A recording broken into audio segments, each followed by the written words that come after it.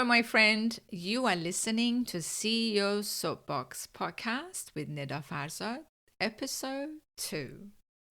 And I am so glad you're here for another dose of straight talk. So, today we're talking about the one word that separates the serious leaders from the pretenders. The one word that gets buried under all the other business buzzwords like growth and scales and disruption. That word is profit. So many leaders treat profit like the weather. It's just something happens to them. A good quarter here, a bad quarter over there. They act like it's an outcome they can only hope for. I'm here to tell you that's loads of rubbish, and I'm about to bust that myth wide open. Here's my promise to you for this episode. I'm going to give you the framework to stop hoping for the profit and start designing your business to generate it by choice. So let's get real about the secret anxieties this word gives us and keeps us up at night. The stuff we'd never say it out loud in a meeting or to anyone. Have you ever celebrated this massive revenue milestone in public, your team done really well, while privately panicking because you know your margins are tissue paper thin and you're burning cash like a bonfire? Or maybe you're sick of the growth at all costs mantra. You're watching your headcount and complexity explode, but the bottom line isn't keeping pace. You feel like you're building a bigger and faster, more expensive treadmill, not a stronger business. And what about this one? The quiet shame of not really knowing your numbers. You can talk about your vision all day, but if someone asks you to explain your cash conversion cycle or your numbers, you start sweating. You're leading the business, but sometimes it feels like you're a passenger. It is a painful place to be. We're chasing vanity metrics while the fundamentals of a business gets shaky. So let's start with, what do we actually want in business? In my opinion of being at it for 25 years and working with CEOs, solopreneurs and directors and MDs and everyone, it comes down to 3 things. Number 1, we want control.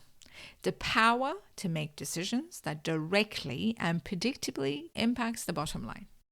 Number 2, we want resilience. We want building a business that can withstand market shocks because it's fundamentally strong and it's not just big. The last one, which is the big one, we want freedom. The freedom that comes from having cash in the bank. The freedom to invest, to take risk, to say no to bad deals and those customers from hell, and to live a life that we always dreamed about. So here's my core belief when it comes to profit. Profit isn't the result you track in a spreadsheet or Xero or wherever, even though the accountants tells you.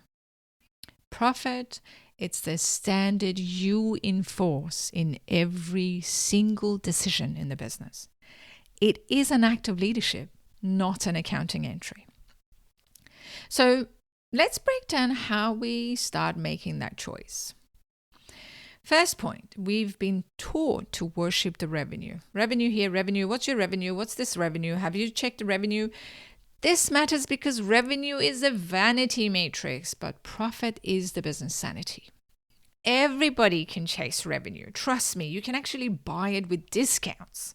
You can buy it with insane marketing spend, with unsustainable promises. It makes great for headlines, trust me, but it can mask a deeply unhealthy business. When your focus is only on revenue, you incentivize your team to close any deal, serve any customer, and build any feature regardless of the cost. You are just feeding a beast that gets hungrier the more you feed it. Second point, we mistake being busy for being profitable. And trust me, I dealt with solopreneurs and startup all the way to the mid to large businesses. It's everywhere. We mistake being busy for being profitable. The common mistake is letting your organization get addicted to the activity only. We launch new project, enter new markets, and hire more people, assuming that the more action will eventually lead to more profit. It's a very, very dangerous assumption. Most of the time, It just leads to more complexity, more overhead, and more margin erosion. Your team are running in 100 different directions and you're paying for all of it. Remember, action beats theatre, but only if it's a right action. Frantic activity without a clear line to profitability of the business is just an expensive corporate theatre. Third point, shift your focus from what we could do is to what we actually should do. Here's the practical shift. As leaders, we see opportunities everywhere. The challenge isn't finding ideas, it's killing the one that dilute our focus and drain our resources. Profitable leadership is about surgical precision. Means it's about developing an intense discipline to say no. No to the customer who wants a million custom features and doesn't want to pay for it. No to the shiny new project that doesn't have clear path to achieving business goals. No to keeping a legacy service that's barely breaking even. Your stop doing list is more important and more powerful than your to-do list in the business. So, what are the solutions? How do we embed this discipline? Glad you asked. First, make profit everyone's job. I'm going to repeat that again. It needs to sink in. Make profit everyone's job. This doesn't mean turning your engineers or receptionists into accountants. That's not what I mean. It means giving every department one or two simple metrics that connects their work directly to the profitability of the business. For sale is not just a deal size, it's a gross margin per deal. For marketing is not just leads, a number of leads, it's a customer acquisition cost. For product team, it's not just features, it's the impact the feature will have on the customer lifetime value. I want you to make these numbers visible for everyone. Talk about them every week if you have to. When your team see the connection between their work and the bottom line, they start making better choices automatically, I promise you, because they feel they're actually part of something bigger. Second, conduct a profit audit. So I want you to go through your entire business, product by product, service by service, customer by customer, even team member by team member. Ask one brutal question: is this making us money? Not is it growing? Do we like it? But is it truly profitable? You will be shocked by what you find. You find legacy products that are vampires and sucking cash and resources. And you find those high maintenance customers from hell who cost you more than they're worth. So your job is to make the hard, unemotional choice to fix it or get rid of it. So how do we implement this next week? Start in your next leadership meeting. I want you to pick one operational decision on the agenda. This could be the new hire you talked about, a new marketing campaign, a software purchase, and ask them, how does this decision make us more profitable? Don't accept vague answers. Force the conversation back to the tangible numbers and keep it simple. All right? This actually starts training everyone's brain. Then I want you to find your own time to cash metric.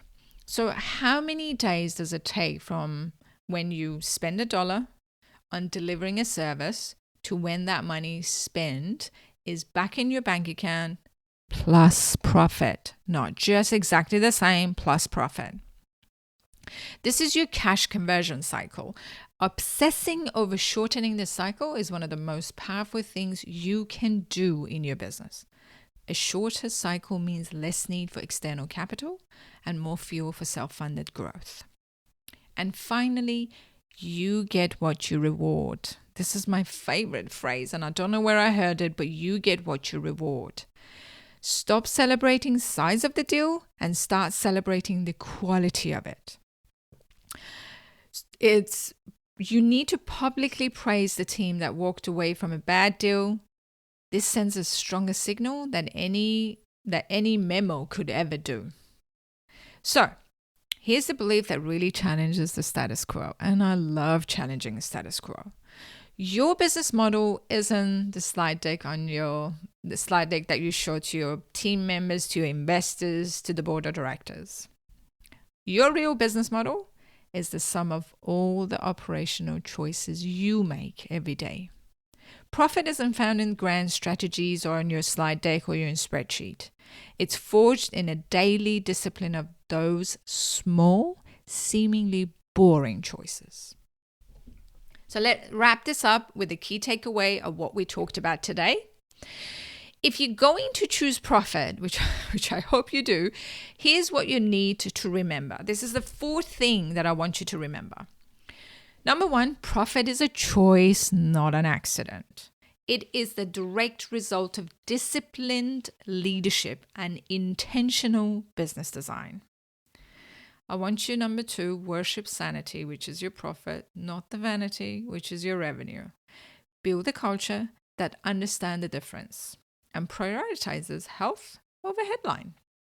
Number three, your stop doing list is your most powerful strategic tool in the business. Saying no protects your focus, your team focus, your margin, and your sanity. 4 things to remember. Make profit everyone's job. This is so important. Translate the bottom line into simple, tangible metrics that everyone in the business can influence. Before we finish, I want to leave you with this. Revenue is for the show. Profit is what's important. Don't build a business that looks good on a paper. Build one that lasts. All right, that's it, my friend. Thanks for joining me on the Soapbox today. I hope you got something valuable to chew on. If it helped, please subscribe, leave a quick review. It keeps this show ad-free and BS-free.